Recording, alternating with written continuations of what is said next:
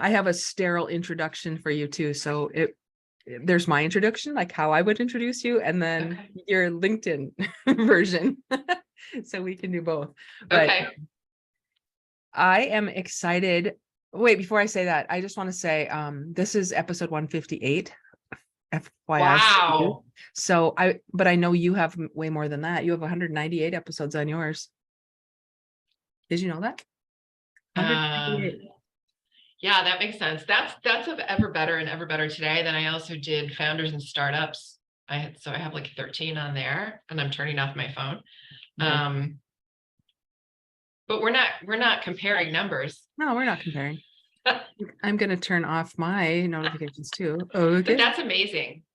Well, anything with continuity to me is amazing because for a lot of reasons, but we can actually talk about that when we get into this. So Yes. as the setup, it's Okay. really, really casual. It's just a conversation. Get Real is all about, getting real and just having a conversation. What I want to do is find out who the person is in my interview. Okay. So who you are as a human being. And so those are the kinds of questions I'll ask, but I'll set it up with a countdown. How long do you want to go for? It'll go where it goes. I usually it's no longer than an hour. I mean, I don't know. Yeah, no, that's fine. Yeah. We'll just see where it goes. And if you have to run, you go. But I have a few questions I want to ask. Well, probably like 4:30 my time. So like 55 minutes from now. Yeah. Perfect. Okay. Perfect. Okay. Countdown. 3, 2, 1. Hi, everybody, and welcome to episode 158 of Circle Up and Get Real, where we talk about things that matter with people who matter. And the secret is that's everyone.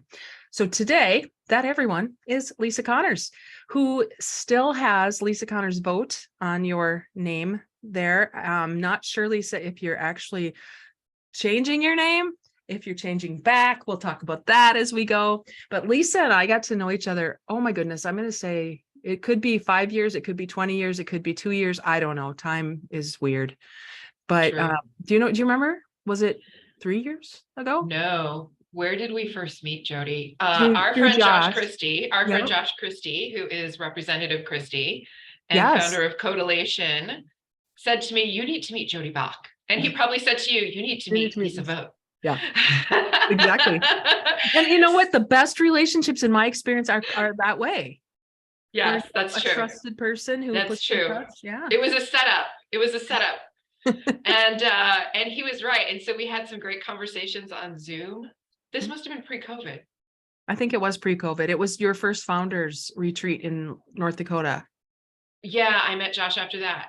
And then you and I only met last year when I came for TEDx Week. We met in person for TEDx Week. I was at what did they call it? The blind dinner. Like I went to dinner with 3 people I had never met before, which was super fun. And I'm still in contact with 2 of the 3 people. And I'm sure the third person, if I ran into him in downtown Fargo, we'd have a great conversation. And then you popped in after dinner and we got to meet and then go out and have a drink. Yeah. So that was, when was that? Was that June?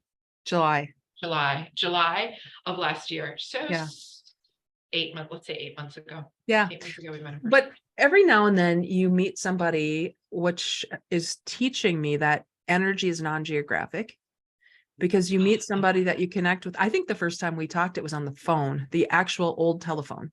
Oh, the phone? Well, it was a cell phone. I mean, it wasn't a rotary dial. It wasn't a rotary. Mine might have been a rotary dial. I don't know. A rotary dial with a cord. Those of you who are like, what are you talking about? Rotary dial cord? What is this? There used to be a thing back. I really think we talked on the phone first before Zoom even. So the interesting thing about connecting with people and feeling a connection with people is that it doesn't matter if you can see them. It doesn't matter if you are with them in person. Although I will say it's much more fun to be in person. It's awesome to be in person.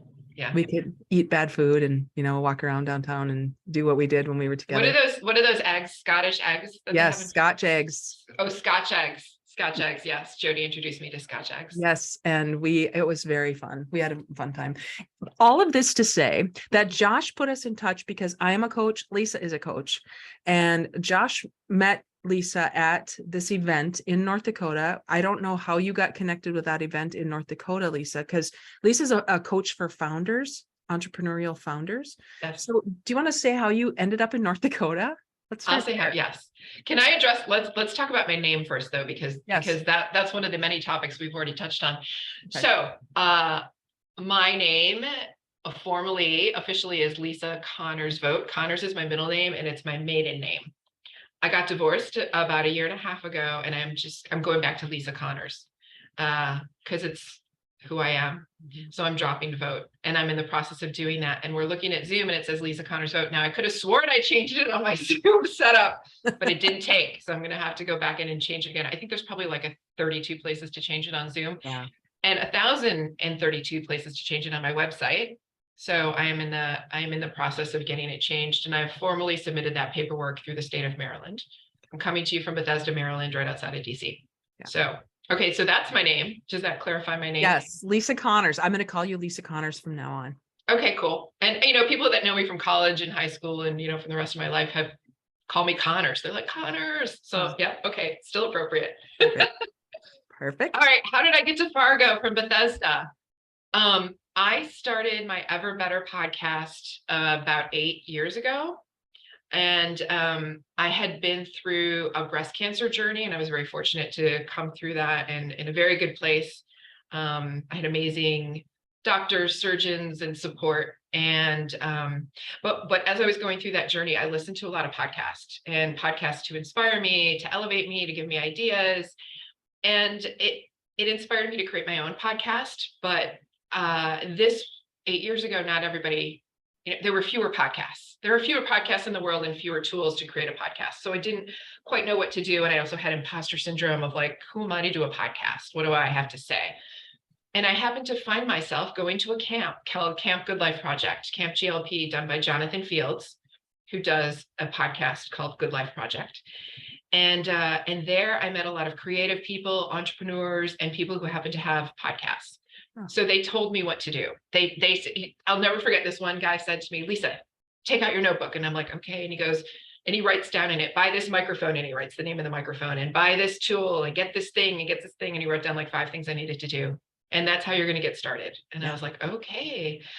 So I did. So I went home and I got started, and, with continuous help from those friends that I met at camp.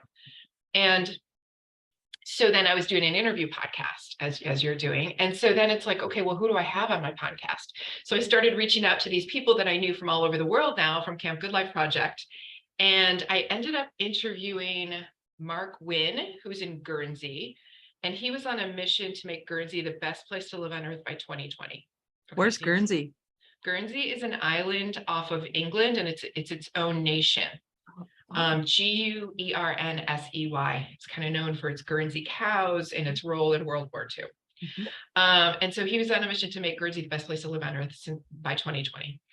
And at the time I interviewed him, he had like 6 years to go on his mission. And so afterwards I said to him, well, who else is doing this work? Is anybody doing something similar in the United States to build community the way you're doing in Guernsey? And he said, you got to talk to the people in Fargo. And I was like, Fargo, North Dakota? I'd never been to Fargo. I hadn't watched the movie yet. And he said, yes. And it's just like the movie. It's just like the movie. Not just like the movie. Oh my goodness. It's so much to offer in Fargo that you don't see in the movie. So he introduced me to Greg Tivine. Okay. Greg Tivine, Tehven, which, just say for people who don't know him, people in Fargo will probably know him, who founded Emerging Prairie. And my experience with Emerging Prairie is that they've created and continue to create this thriving entrepreneurial community. They really feed the community. They create events, and they're doing a lot to raise the profile of Fargo. And so I interviewed Greg about what he was doing in Fargo and how he was doing it. And then he continued to introduce me to other people. So if you know Greg Tivine, he's the great connector. Right. He's the great connector. And so that was interesting. And I continued to meet people, but not meet them in person.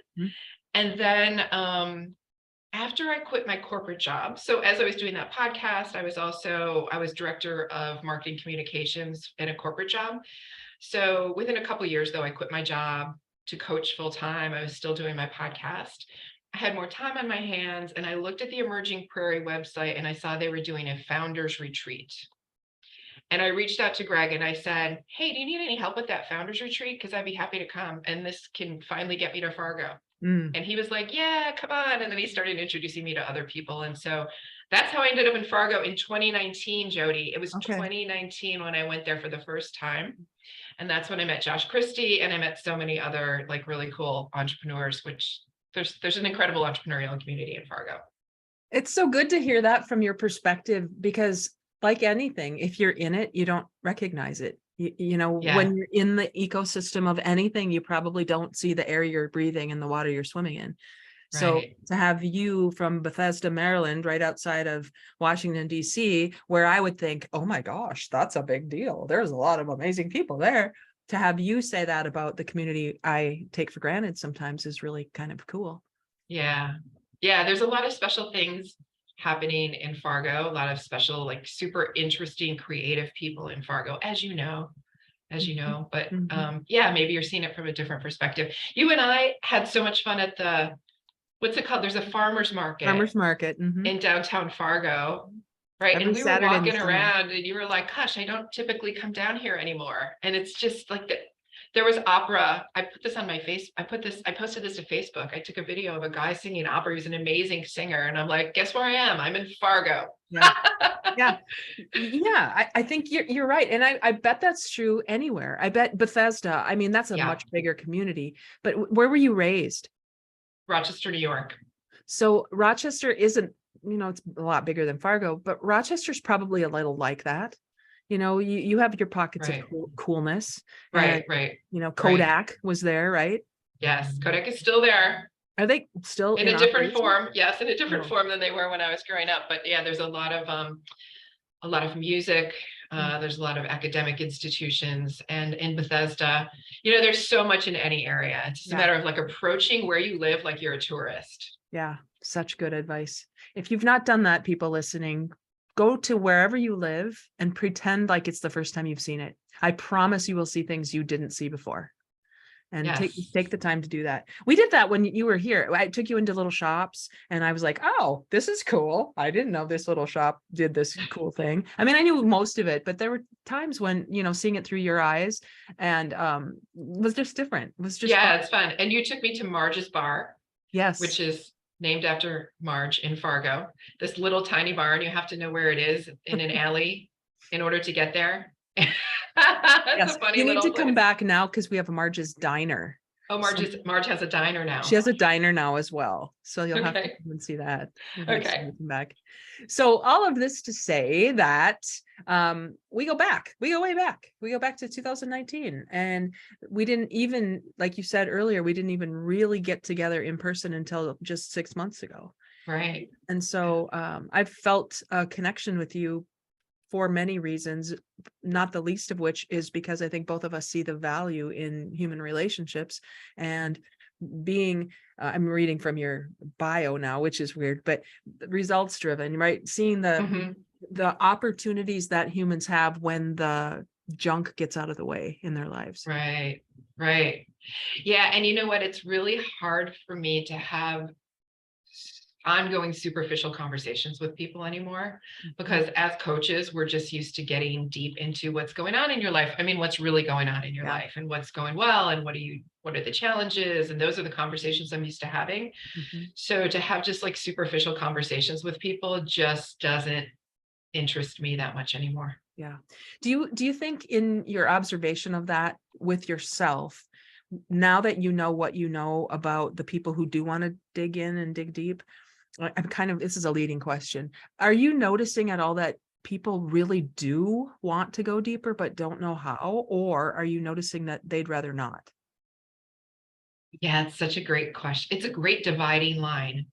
I'm learning this. Like there are some people who don't want to go deeper because they don't want to confront what they've been pushing down. So there's only so far they'll go in their conversation, no matter how many times you have a conversation with them, because they just don't want to let anybody in. Yeah. And I think some of those people would benefit, all of those people would benefit from therapy and from working with a coach. I I live in the DC area. There's a lot of superficial stuff going on around here. No, As really? we know. I mean, it's rampant throughout the world, right? But yeah. And then people who are more secure in themselves, who aren't telling stories left and right, who are just like authentic and know what they bring to the world, but also have insecurities, are so fun to talk to. Yeah. Okay, so that's a huge point right there. You said the people who are confident enough in digging in and learning about themselves, but not hiding their insecurities. Right. Because if the fallacy is that once you do deep work, you now no longer have insecurities, if Right. that's what people believe is true, then they're on the wrong path. Because Yeah, it's true. hiding, I wonder if those people who are Hiding. hiding their insecurities or hiding things are doing it on purpose, do you think? Gosh, what a great question. Are they doing it on purpose? They might not realize that they're doing it. They might not realize that they're doing it, but it's the behavior, it's the posture that they have gotten used to taking, and it's gotten them to where they are. The thing is, you only get so far with your behavior. You know, what got me here won't get me there. Right, You right. have to continuously evolve. And if you want to continuously advance your career, advance your business, advance your relationships, you have to take more risks. You have to dig deeper. You have to learn more about yourself and how to relate better to others. Or yourselves, depending on how Or many you yourselves. might Right. have there. Exactly. So Exactly. that is really fascinating because you said it very definitively. If you want things to grow, advance, you said you need to. Like, this is not a Absolutely. question. Yeah, absolutely. So when you know that, you also mentioned a psychiatrist and or a coach. So I have a couple questions. First, let's take that one first. Would you tell our listeners the distinction in your understanding between a psychiatrist or a therapist and a coach? Yeah, and I tend to use the word therapist because I'm not totally clear on psychologist. Me too. Okay, thank you. Psychiatrist. Yeah. I just am using therapist. Therapist, got it. So, and I think that the lines have gotten more and more blurred. So I'll tell you what I think, and then you tell me what you think. Okay. Is that a deal? Yeah, for sure. Okay. So it commonly is described as a therapist will help you dig into your background and help you to confront whatever you've experienced and heal from it. Versus a coach will use that information to inform the discussions and the coaching sessions and the approach that we take. But we want you to move forward and to set new goals and to move forward in your journey. For your business, for your life, for your relationships, for your health, whatever it is that's most important for you to work on. So I believe that one is about moving forward, and sometimes moving forward aggressively. It's like maybe it is definitely about pushing you out of your comfort zone to achieve things a lot of times that you never thought were possible. Versus therapy is more about healing. What do you think about that? Yeah, I would agree with that. And I wonder if there is it possible to heal without therapy? Like, is it possible to go forward with a coach without healing that trauma? So then how would a person know the distinction, what they need? Oh yeah, that's an interesting question. And actually I use myself as an example. When I was trying to determine, do I get a divorce or not, I hired a therapist because I wanted her to help me dig into what I was experiencing and what I had experienced. And then also, then this is where it gets fuzzy, also talk about where I wanted to go in the future. And would this relationship serve me going into the future? She was a huge help for me. And she also had tools to help me dig into the past and understand the past and be equipped for when things came up for me that were uncomfortable. Like, she was there for me, like as a safety net, I would say. I have a lot of clients I have worked with a lot of clients who also have a therapist, and they use a therapist for very specific things that have happened to them throughout their life. And they use me for moving forward towards their big goals. Yeah, got that. I will just add one more thing to that. I have on several occasions spoken with people who are interested in coaching with me.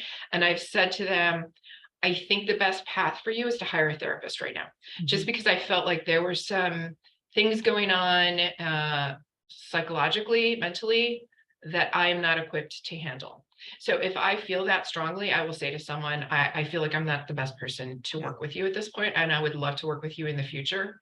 But I would recommend that you seek out a therapist. Yeah, that's huge. Same thing. When I got my certification, that was exactly how I was trained.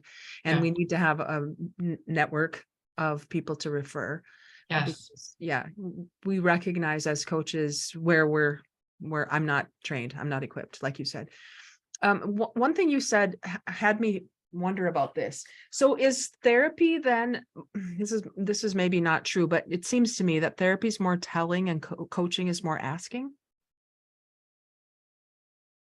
Coaching should be more about asking for sure, as in, I'm not telling you, Jody, what you want to achieve for your business. I'm going to ask you, what do you want to achieve for your business?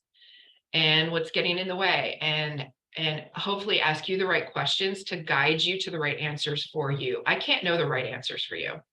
Now, on occasion, I have a strong sense of where someone should be going or someone is holding themselves back, and I will share that with them.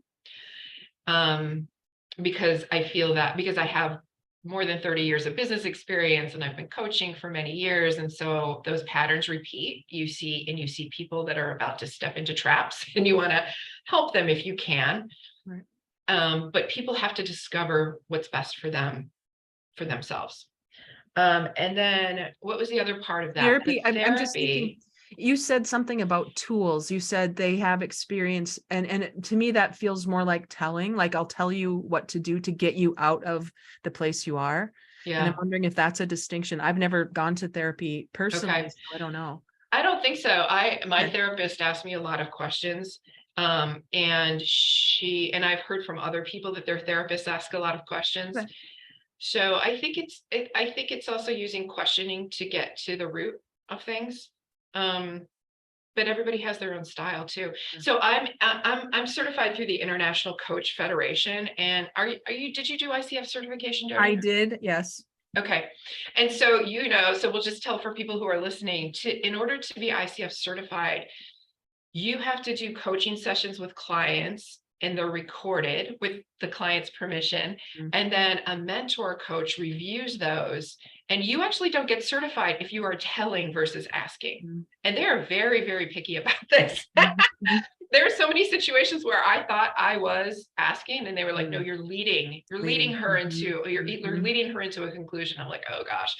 So that process really made me examine you might not be asking a question directly, but you might be implying an answer that's in your brain. Yeah. And as a therapist, then I would think that since their work is about healing, they can see things that the client or the person can't see for him or herself. And so I would bet that in a healing modality, there is a little bit more opportunity to say, I see this. And here's what I would recommend you do. I don't know. Yeah. I'm just curious about that because I know so many people who are seeking answers and they don't seem to, at least at first, want to be accountable to the results. So it's really easy to ask somebody else what to do. Right. Yeah. Because it helps you avoid your own accountability, but it's part of the pathway, I think, to uncovering things and to taking on your own life. Right. That's true. I also think of consulting, and this is more in a business setting. So sometimes I often talk about coaching versus therapy versus consulting. In consulting, because I work with a lot of entrepreneurs, it can be, I'm going to go study the marketplace for you. I'm going to study your company. And I'm going to study the financials, and I'm going to give you a PowerPoint deck on what to do. Right. This is what you need to do. Right. And here's my recommendations. And maybe I'll help you implement it and maybe not. And then they leave. Yeah. Now, Traction is a book that a lot of people, I think, in Fargo and of course around the world read, in the EOS method. And the thing is, a lot of that aligns with consulting. I'm going to set my metrics that I'm going to do. I'm going to set my goals, my objectives, my KPIs. And that's great. I think those things are important, but there are things that get in the way of achieving the things you know you need to do or that you want to do. There's imposter syndrome. There's this feels really uncomfortable. This is coming up for me and I'm not taking action and I don't really know why. And that's where a coach can help get you over that hump and get you towards taking action. I love that distinction so much. I'm noticing things and using different language because language is clunky and I don't know yet how to articulate some of the things I'm observing. And I have to say it's coming to me, or I'm getting this feeling about things. And I never used to use that kind of language because it felt so squishy. But I don't always know where ideas are coming from and I want to test them out. So it's testing a hunch, or it's saying something like, I don't know if this is relevant. I'm just wondering if, or I'm curious about this, or this is coming up for me, or some of those kinds of ways of just sharing insights without feeling like a consultant. Yeah. And as I do that, with not clients necessarily, because I don't have clients in this space, but the people who would want, who maybe are wired more for transactional business than relational business. And it feels squishy and touchy-feely and, all kinds of weird to use that kind of language, but I can't not anymore. Oh, that's so interesting. So yeah, you have to be aware of who you're talking to and moderate your language sometimes, because as opposed to, I have an intuitive hit. I might say to you, Jody, I'm having an intuitive hit. Or if I'm talking to someone else, I might say, I have an idea. Let's toss around this idea. And the ideas are coming from consciousness. So I've been studying transcendental meditation. There's actually a course that you go through, and then attempting to meditate for 20 minutes twice a day. I haven't quite gotten in the rhythm yet, but it helps me to get more what I call intuitive hits. And these are things that maybe you shouldn't know that you know. Yeah. And tap into the stream of consciousness of all ideas and thoughts in the world. Ooh, we're getting kind of woo-woo. Yeah, but I'm telling you, Lisa, I can't put that back in the bottle. Yeah, right? It's true.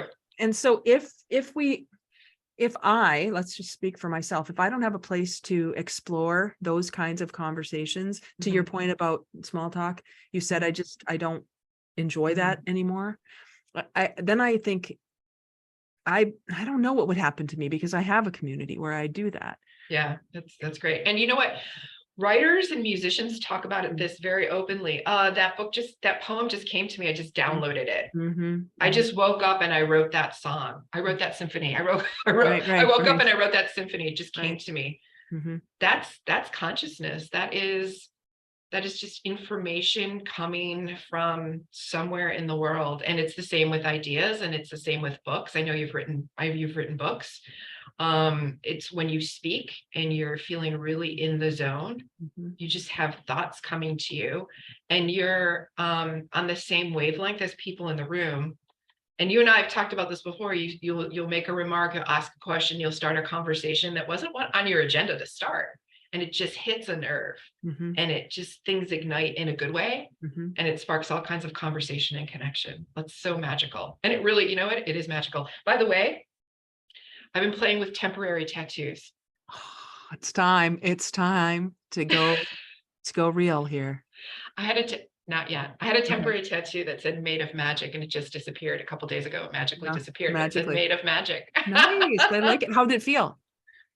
It's cool. I liked having it. I don't want to have it permanently. I mean, because that was a cool message to me today. A month ago when I put it on.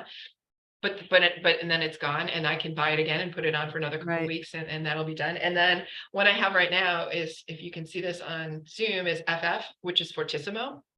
Oh yeah. Loud. A musical symbol, which means I have it here to mean speak up, speak loudly, speak your truth.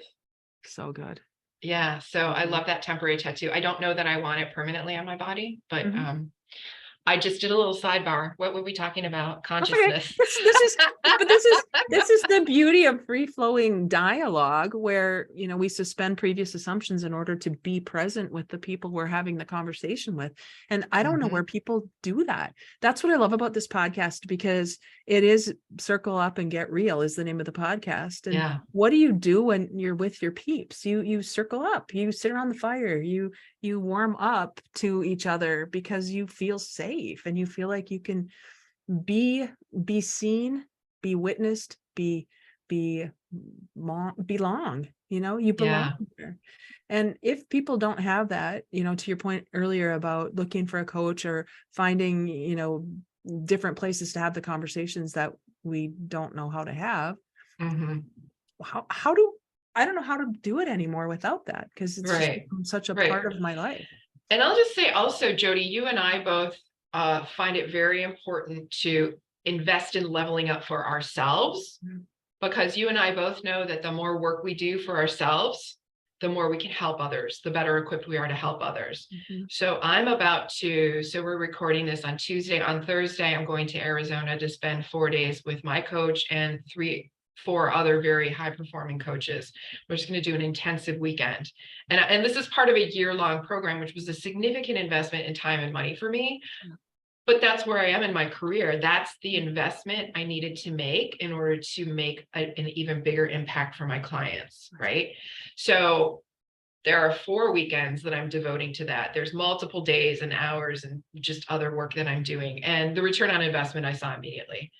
So can you talk about the NLP thing that you just did? How long were you there? 2.5 weeks. Okay. Well, yeah. That was so, I got things out of that I didn't know I was going to get out of it. I had expectations, I guess, which looking back, they talk about your shit will come up. Probably in any personal development thing you do, your shit comes up and you have to deal with that. So what is that? It touches something, it triggers something. And the whole idea with NLP is get those triggers so that you can see what was unconscious and bring it to the surface so that you can be conscious in what you allow in. If we get 2 million bits of information per second coming at us, and we can only process 126 of those, what are the 126 I choose? That was really significant. Another thing, you were talking earlier about coaching, consulting, and therapy. One thing that I learned there was the experiences that we've had throughout our whole lives that we've buried and thought we've done a good job at that. You were mentioning maybe your corporate clients who, this is how we do it at our business. And they have tried maybe successfully in their eyes to bury some of those things. What I learned is it's not that you need to get rid of the things that affected you, that happened to you. It's that you can remove the emotion from them. Wow. And as you remove the emotion from them, they just become stories. They don't become triggers anymore. And that was one thing that NLP is helping me understand with a technique called mental and emotional release. That's really interesting. Can you back up and say what NLP stands for and like what is it? I know you've talked about this on other podcasts. Yeah, that's okay. In case people haven't heard it. Neuro-linguistic programming. So neuro is our neurology, the way our mind works. Linguistic is the language we use, whatever language we speak, German, English, whatever. And then programming is the way we've been programmed throughout the course of our lives without even recognizing it. We don't know this. This has become unconsciously true for me. You were mentioning imposter syndrome earlier. There's nothing true about imposter syndrome, but something somewhere happened in my life which caused me to believe that the truth was I'm not good enough, I don't deserve, or whatever the story is. Not true. If we can uncover the situation that happened in my life that caused me to believe that, then I can release the emotion from it. And it's just a story. It's just what happened. Right. I love that. So what's the process that you go through? Sorry, this is that's probably a longer discussion. That's okay. That's the short version. The company that I got my training with is called Empowerment Inc.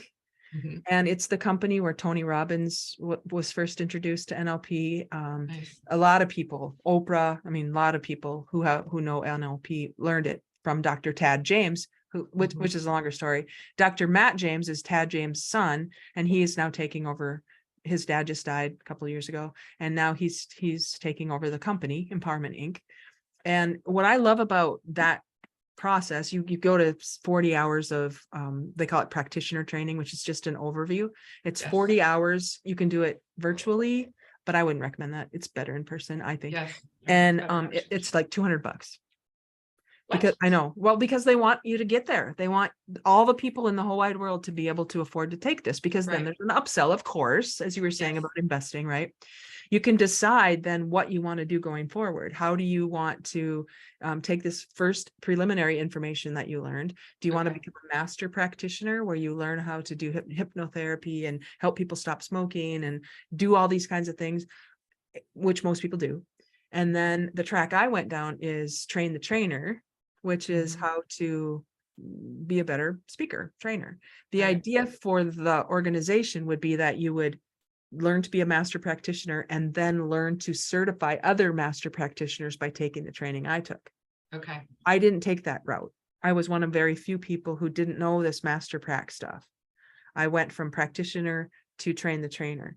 So I learned a lot of really cool things about how to be a better speaker, how to notice rapport, how to, a lot of things to learn, but I didn't become certified in the master practitioner stuff.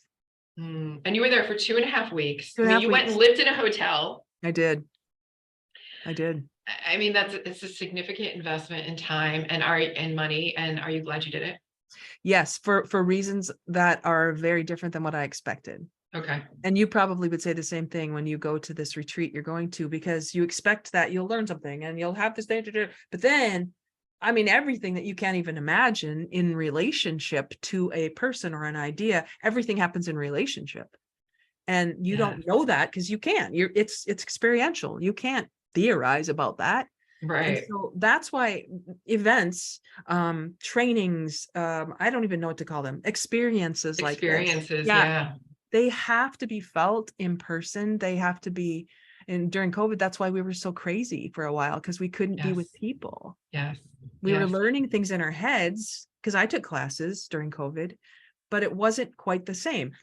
My point earlier about energy being non-geographic, yes, it completely is. But at some level of awareness and understanding, I don't know that yet. I have to be in the room with somebody first. And then I don't need proximity. All right. So you know what I love? One of our themes today is experiences. Experiences. And I've been talking about this lately. I said, I've been telling people lately, like, I feel like my life is like a theme park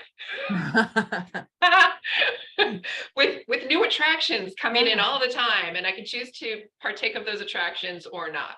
And these experiences, like you did the NLP, the big reason you did that was to learn NLP and be able to bring that into your business. And I'm doing this coaching training, for that very specific reason, but more things will happen around it. But there's other things we do, like transcendental meditation. I started doing acupuncture this year. I did trap shooting with my son, shooting clay pigeons a couple days ago. I was so scared. But I did it anyway. And I'm so glad that I did it. These experiences help you to grow, help you to take on new risks. I kept thinking beginner mind, Lisa, just be really chill while holding this rifle. It's like one thing leads to another and you get more courage to try different things. Such a great example, because what would be the point? This is going to sound so terrible. What would be the point of actually being on the earth unless you were living every day of your life? I'm not saying that people just don't know what they don't know. They think they're doing this. I just saw the movie A Man Called Otto. Oh, I haven't seen it yet. Oh, it's so good. And is it good? Okay. It's so good because Tom Hanks. Tom Hanks. Yes. The point there, I think, I don't want to give it away for you if you see it. It fits with what we're talking about right now. A theme park with experiences, with recognizing, seeing again that your life is meant for something more than the treadmill. Yes. Hamster wheel. Yes. And if you don't see that, if a person doesn't see that, it doesn't make them wrong or bad. There's nothing judgmental about that observation. It's just that the truth, capital T truth, is we are made in the image and likeness of a creator greater than us. And so if I'm only living my life in my own control of my life, then I'm missing something. Wow, I love that. You also said you broke down recognize. Yeah. Well, I have never heard that before. Can you talk more about that? I think that was I'm awesome. such an grammar snob and an English major. So it's, well, recognize, recognize. If you cognize something, you have cognition about it. You're cognizant. Yeah. But it's something you already knew. You Yes. just forgot at some earlier place in your life, or I don't know, I could get real woo-woo here. But Yes. in some space, you knew this already, or it wouldn't have resonated with you so much. So when you recognize something, there's some pattern that you're seeing. You're like, oh, I've seen this before. Yeah. That's can't fascinating. I articulate never that. knew that. I never Well, knew you can't that. really articulate that yet. I mean, think about the word realize. It's kind of like that. Realize. You bring it to reality. You realize it. Yeah. Right. And I heard something just recently. Real eyes, realize, real lies. So when you're looking at something through real eyes, my real eyes, not the ones I thought I should, not the imposter syndrome ones, not any of that. When I'm being completely real and raw with the people I trust, and when I feel safe, my real eyes will realize when other people aren't doing that. Yeah, it's really, really interesting. That's so fun. That's so fun. So I want to ask you, what other experiences have you had like in the past couple months that are like different? Adventurous. What adventurous things have you done? Chill out. Oh my God. I served that up to you on a platter, didn't I? You sure did. Oh, what is chill out? What is chill out? I know what it is. Yeah, well, people, my listeners know. I wish you could have been here. Yeah. It was just amazing. It was so fun. It was, for those of you who may not know, and we may or may not edit this out. I turned 60 on January 4th, and I decided that for this birthday, I was going to do something significant for a community, not just for me. I could have gone to a beach and, hung out, which I love to do. I decided to invite people who are really important to me to be with me for that. It wasn't for my birthday, but it made it a good excuse. And the funny thing was, when I was in California for those 2 weeks, this summer, I met a lot of people who said, you're the first person I've ever met from North Dakota. I didn't even know people lived in North, that old thing, blah, blah, blah. And I said, well, most people wait to check North Dakota off their list of states to visit until it's number 49 or 50. I know that. So you're not coming in the summer when the weather's the same everywhere. So why not come in the winter? Let's make it an adventure. Let's make it an experience. Come and chill out in Fargo in January. I know, doesn't make any sense, but I'd love you to be with me. And they almost everybody said yes. That's amazing. You have what, like 50 people there? 51. That's amazing. It's really, really incredible. That was a big undertaking. Yeah. You should not edit this out. I love that you did this for your 60th birthday. Congratulations, Jody. I mean, it's fantastic. And you and I couldn't make it. I'm sorry, I could not make it. No, that's not even true. You tell the truth. You said Fargo in January. Count me out. You said Fargo in January. You remember? All right, I did. I really said I'm not going to Fargo in January. However, I have been to Fargo, and I will be back. Now, oh, funny. I want to say, I just wanted to make it clear that you were invited. One of my pet peeves is when people say I'm too old for that. It's not just a pet peeve, it's a limiter. People limit what they're able to do. They limit their capabilities. They limit their lives by saying I'm too old for that.